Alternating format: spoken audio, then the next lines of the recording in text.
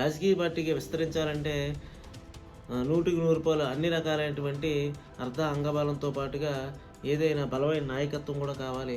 కాబట్టి వాళ్ళందరినీ చేర్చుకోవడంలో తప్పు లేదని భావిస్తున్నాం. మొదటి నుంచి కూడా మేము 2014 నుంచి కూడా ఉదాహరణ మా నియోజకవర్గంలో పెద్ద పెద్ద నాయకులను తీసుకురావని చాలా ప్రయత్నాలు నేను సొంతంగా చేయడం జరిగింది.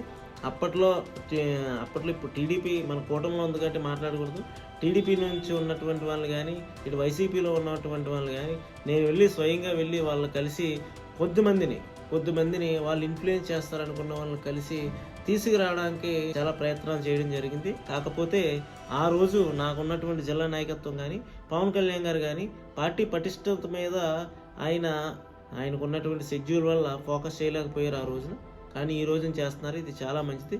దీనికి అనుగుణంగా పార్టీ కేడర్ కూడా పవన్ కళ్యాణ్ గారు తీసుకున్న నిర్ణయాల పట్ల ఖచ్చితంగా స్వాగతించి వాళ్ళందరితో కలిసిమెలిసి ప్రయాణం చేసి జనసేన పార్టీని రాజకీయ శత్రు దుర్భేద్యం అనేటువంటి పార్టీగా మార్చి అప్రతిహతమైనటువంటి విజయకేతనాన్ని ముందు రాబోయే ఎన్నికల్లో ఎగరవేసి సమాజానికి, ఆంధ్రప్రదేశ్ అభివృద్ధికి దోహదపడతారని తెలియజేసుకుంటూ సెలవు తీసుకుంటున్నాను. జై జనసేన.